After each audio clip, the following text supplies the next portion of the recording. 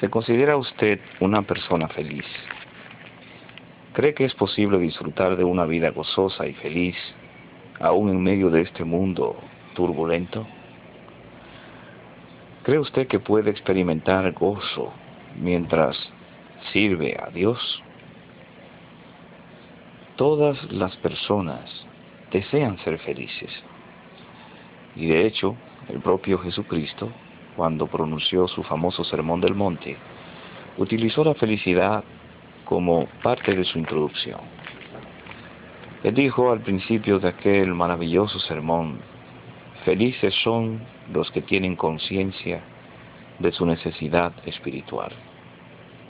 Porque precisamente él sabía que este tema interesaba a todas las personas.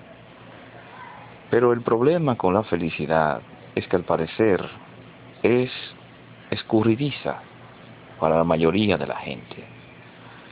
¿Por qué razón? Bueno, la palabra de Dios nos da la respuesta.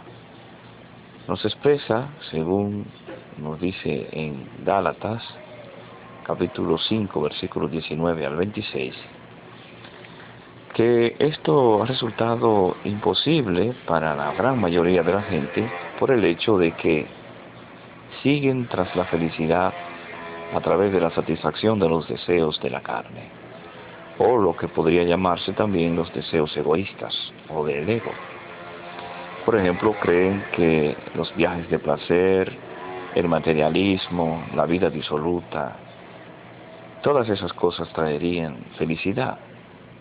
Sin embargo, el ir tras estos deseos lo que genera es desilusión, ya que esta carrera frenética del hombre en pos de los gozos de la carne termina en la pérdida total de la aprobación divina y por tanto en el peor de todas las pérdidas, la vida eterna. Esto se hace imposible porque la mayoría de las personas pasan por alto lo que dice Gálatas capítulo 6 versículos 7 y 8, que el hombre cosechará lo que siembra. También en Colosenses 3:25 se menciona que cualquier cosa que el hombre haga recibirá eso de vuelta de Jehová, es decir, cualquier acto de injusticia. Por esa razón, ir tras los deseos egoístas resulta en la propia infelicidad de uno, ya que, como dicen esos textos, recibe uno de vuelta el mismo mal que siembra. Es importante entonces el que uno busque la felicidad, pero de la manera correcta. Aunque algunos han llegado a la conclusión de que ser feliz es imposible, sabemos que realmente se puede, porque nuestro propio Rey y sumo sacerdote Jesucristo, nuestro líder, nuestro Salvador, pues Él nos enseñó que sí es posible, y Él fue un ejemplo de ello. Según Hebreos 12:2, menciona que por el gozo que fue puesto delante de Él, Él aguantó un madero de tormento y despreció la vergüenza. Y un ejemplo de cómo Él era una persona que siempre pensaba de manera positiva y gozosa, se muestra en Lucas 23:28, donde allí unas mujeres lloraban por Él y Él dijo: no lloren por mí, lloren por ustedes mismos. Y es muy significativo que en ese momento Él no estuviera deprimido o triste. Inclusive dijo: no lloren por mí, porque Él sabía que estaba haciendo la voluntad de su Padre. Y como dijo en otra ocasión, eso para Él era como alimento, como algo fortalecedor y placentero. De hecho, al terminar aquella misión, concluyó diciendo: se ha realizado, con unas palabras que mostraban el logro o la victoria que había tenido. En Proverbios 8:30 también se menciona una expresión interesante. Dice: estuve alegre delante de Él todo el tiempo. Ahí encontramos su actitud, alegre delante de Él todo el tiempo. Jesucristo fue una persona que disfrutó de gozo y felicidad, aún antes de venir a la tierra y también cuando vino a ella, sin importar las condiciones que tuvo que enfrentar. Jesucristo pudo ser de esta manera porque conocía un secreto sagrado. Sabía que el hombre solo puede ser feliz si satisface sus necesidades espirituales como la prioridad en su vida. Los deseos materiales irían en un segundo lugar. Y así lo expresó claramente cuando estuvo en la tentación en el desierto. Según Mateo 4:4 dijo, no solo de pan debe vivir el hombre, sino de toda expresión que sale de la boca de Jehová. Y también las palabras que ya hemos citado de Mateo 5:3 expresa que el hombre es feliz cuando satisface sus necesidades espirituales, cuando dijo, felices son los que tienen conciencia de su necesidad espiritual. Y este texto es muy significativo, es muy intrigante, podríamos decir, porque él relaciona tres cosas fundamentales en el hombre: la felicidad, la conciencia y la espiritualidad. Por eso es importante que nosotros podamos ver la relación que tiene una cosa con otra.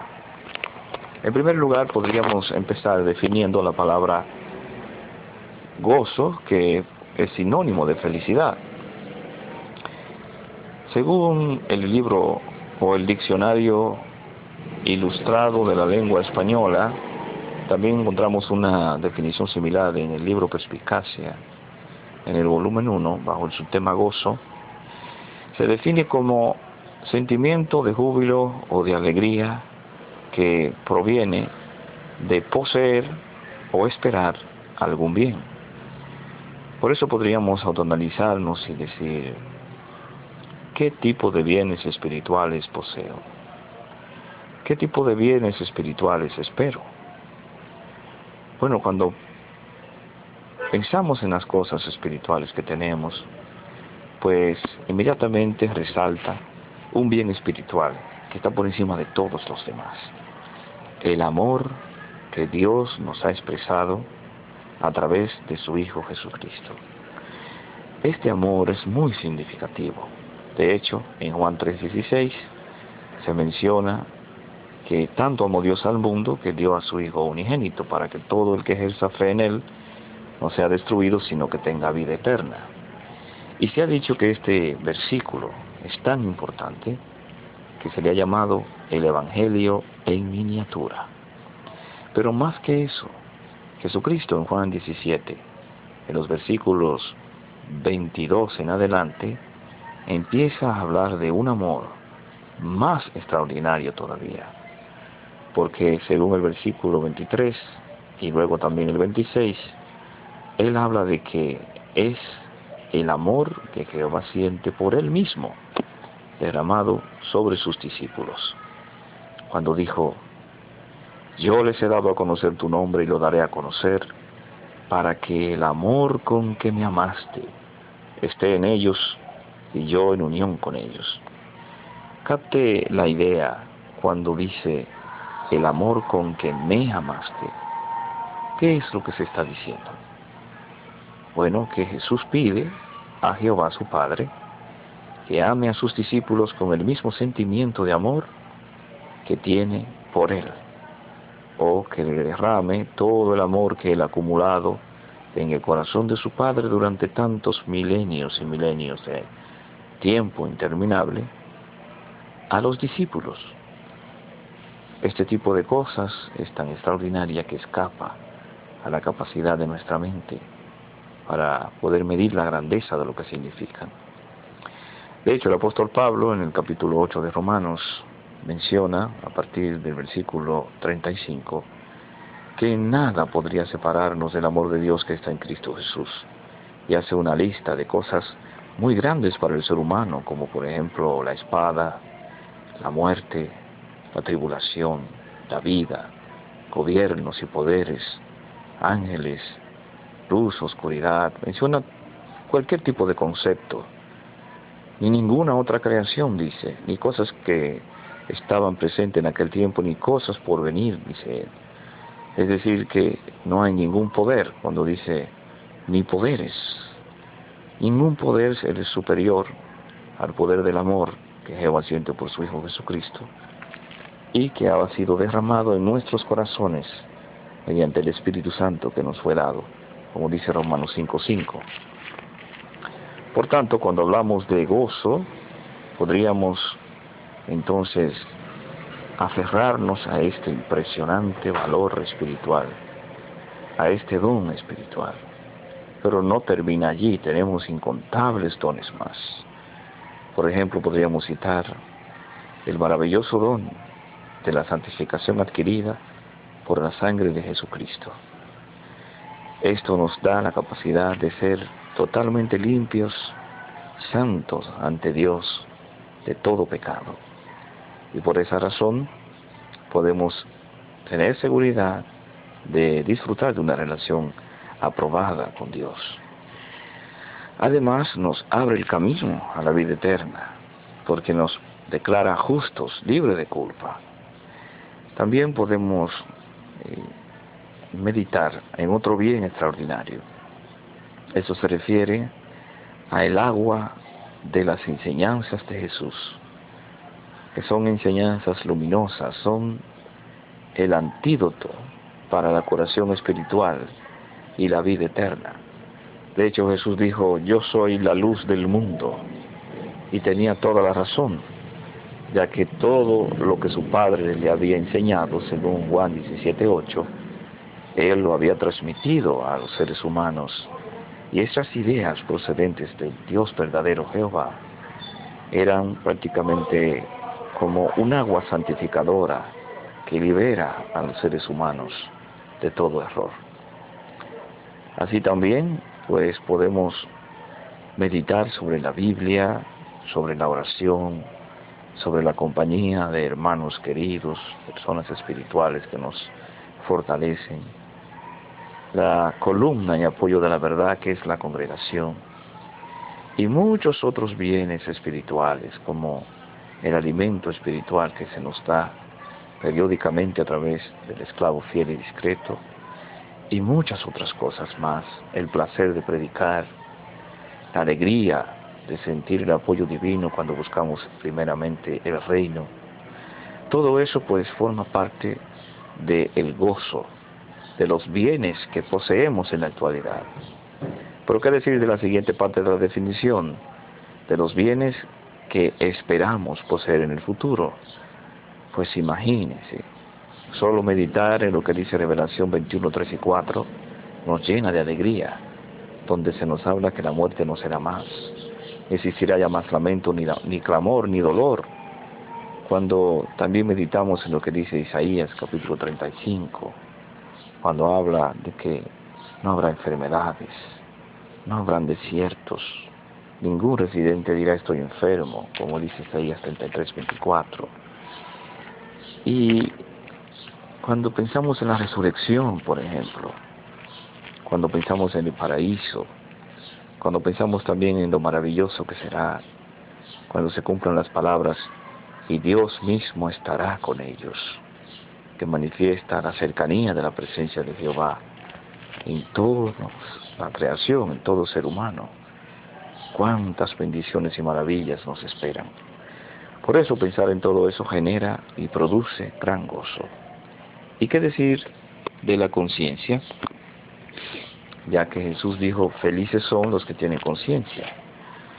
En el libro El amor de Dios, en el capítulo 2, párrafo 3, menciona que la conciencia es el conocimiento compartido con uno mismo.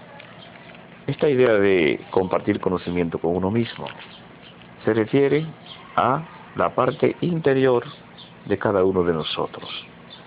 Es decir, que la información que uno adquiere de Dios, según menciona Juan 17:3, al ser introducido en nuestra conciencia, pues nos fortalece, hace que crezcamos, o más bien elevemos la conciencia a los niveles más altos de la espiritualidad.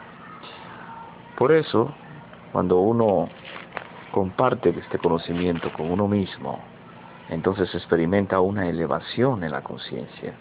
porque empieza a conocer a Dios, a conocer su personalidad, a conocer el fruto de su espíritu. Sabemos, por ejemplo, que 3 de los aspectos más importantes del fruto del espíritu es el amor, el gozo y la paz. Y podríamos preguntarnos, ¿cómo es posible estas cosas? Aquí es donde entra la parte espiritual.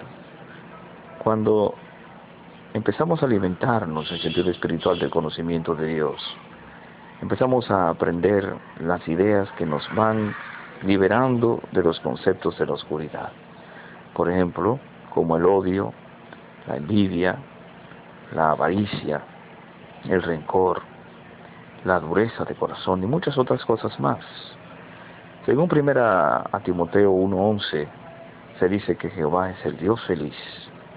Y según 1 Timoteo 6:15, menciona que Jesús es el feliz y único potentado, mostrando que tanto Jehová como Jesucristo son personas felices. Y si observamos en la creación, encontramos también que hay un mensaje de felicidad. ¿Por qué lo decimos?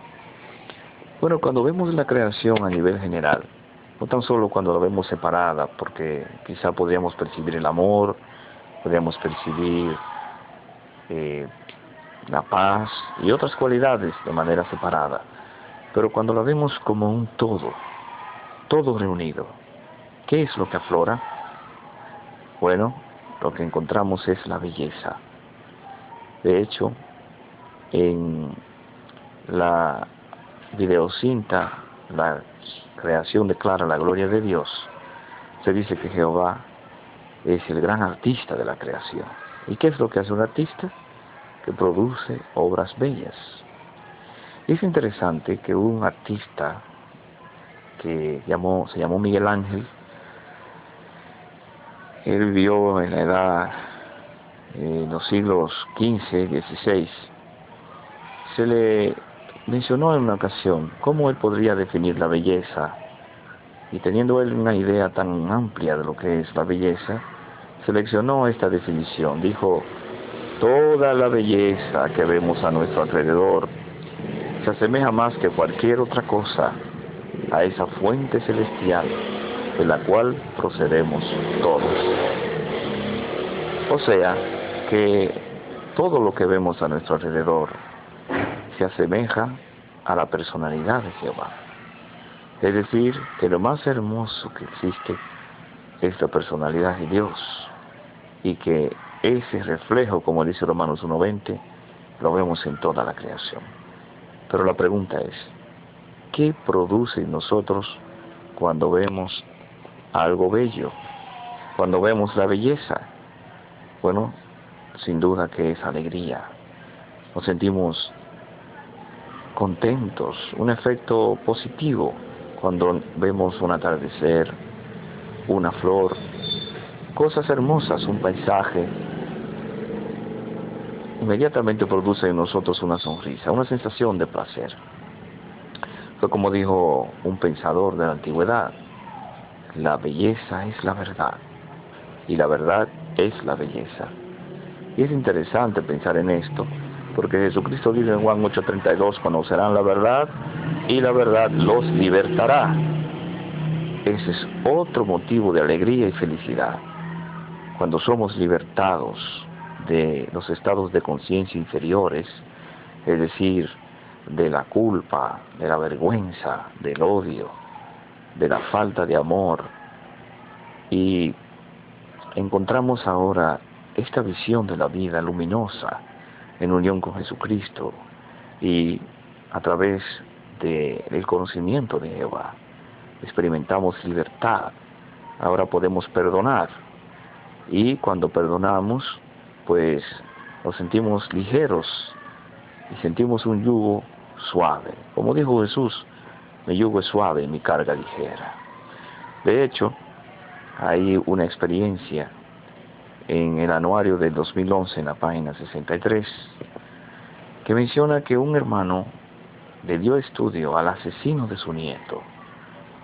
¿No es cierto que eso es una muestra de amor sobresaliente? Y cuando una persona tiene en su corazón este estado de conciencia, este estado de amor, podemos entonces ver que verdaderamente está disfrutando de la libertad. Según Hebreos 4:12, este tipo de acciones son posibles porque la palabra de Dios ejerce poder, un poder que puede penetrar hasta las intenciones del corazón y reajustarlas, liberarnos de los estados de conciencia o de la mente subyugada al pecado. Según Juan 8:34, aquellos que están sujetos al odio y el rencor son esclavos de esas cosas. Sin embargo, aquellos que han liberado sus sentimientos, como dice 2 Corintios 10:5, sujetan todos esos pensamientos que no están siendo obedientes a Cristo y los esclavizan a ellos, no dejando que controlen su vida. Por eso experimentan libertad, porque no permiten que el recuerdo los controle a ellos, sino ellos controlan al recuerdo. Por eso, cuando alguien los ofende, en vez de dejar que el recuerdo de la ofensa controle sus acciones, son liberados porque ponen en práctica los pensamientos de Cristo. ¿Y qué dice Jesús? ¿Recuerdan lo que dijo Pedro? Cuando dijo: Señor, ¿cuántas veces tengo que perdonar? ¿Hasta 7 veces? Y Jesús le contestó: no te digo hasta 7 veces, sino hasta 77 veces. Es decir, una cantidad ilimitada de veces, que es la idea principal. Por eso, no son sujetos a esclavitud de los recuerdos, sino que sujetan a todos los recuerdos a la voluntad de Dios, a la instrucción de Cristo Jesús. Otra forma de sentir alegría, felicidad y gozo es ayudando a los demás. El servicio es una forma de ayudar, ya que esto genera gozo, por lo que dice Hechos 20:35, que hay más felicidad en dar que recibir. También Gálatas 2:10 se nos habla de que no tan solo debemos de ayudar al prójimo en sentido espiritual, sino que debemos de ayudarlo también en sentido material. Por eso la predicación de las buenas nuevas genera gran alegría y gozo en nosotros. Esta libertad no depende de los cambios físicos, sino que depende de la transformación en la mente a través de la fe, de las situaciones malas en buenas, mediante la fe, la esperanza, el amor, mediante la aplicación de las instrucciones cristianas, experimentamos esta gran alegría y somos libres de la esclavitud del mundo. Dios nos da también alegría y gozo y felicidad, porque cuando ponemos en primer lugar el reino, Él cuida de nosotros. Porque, según Mateo 6:31-33, allí Él nos da la firme promesa de que así será. Pronto Jehová Dios traerá un paraíso a la tierra y recompensará a todos aquellos que han acumulado tesoros en el cielo. Por esa razón este tiempo no es un tiempo de distraernos con otras cosas, sino de seguir sirviendo a Jehová con regocijo, entrando delante de Él con un clamor gozoso, como dice Salmo 102. Realmente el gozo de Jehová resultará ser una plaza fuerte para nosotros, tal como lo muestra Nehemías 8:10. Nunca cometamos el error de concluir que estamos solos y abandonados. Recordemos que Jehová nos ha dicho: de ningún modo te dejaré y de ningún modo te desampararé, según Hebreos 13:5. Por eso, que nunca permitamos que el mundo, la imperfección y Satanás nos engañen, y nunca pasemos por alto como un personaje del mundo que pasó por alto lo espiritual y se dedicó a buscar fama y fortuna, logrando estas cosas. Un personaje que fue un escritor y fue muy famoso a nivel mundial, alcanzó dinero y muchas otras cosas, pero al final de su vida, ya casi teniendo unos 80 años, pronunció estas tristes palabras. Dijo: he cometido el peor de todos los pecados. No fui feliz. Me persigue implacable la sombra de haber sido un desdichado. A pesar de haber logrado tanto éxito, pensaba de esta manera. Sin embargo, nosotros, si ponemos en práctica todas las instrucciones que Jesucristo nos ha dado, si nos centramos en las cualidades del Dios feliz y en su enseñanza mediante Jesucristo, vamos a tener una vida radiante de felicidad, de transformación espiritual constante, y agradecidos vamos a seguir reconociendo que el bien de Dios es superior al mal de este mundo malvado. Es como dice un poema: el bien es mayoría, pero no se nota porque es silencioso. Una bomba hace más ruido que una caricia, pero por cada bomba que destruye hay millones de caricias que alimentan a la vida. El bien se alimenta de sí mismo, mientras que el mal se destruye a sí mismo. Si los malos supieran el buen negocio que es ser bueno, serían buenos aunque fuera por negocio. En ese poema encontramos una idea maravillosa: el bien es mayoría. Y esa es la verdad. Jehová está proveyendo constantemente abundantes bendiciones espirituales. Lo que tenemos que hacer es enfocarnos en ellas, y de esa manera podemos seguir creciendo en sentido espiritual.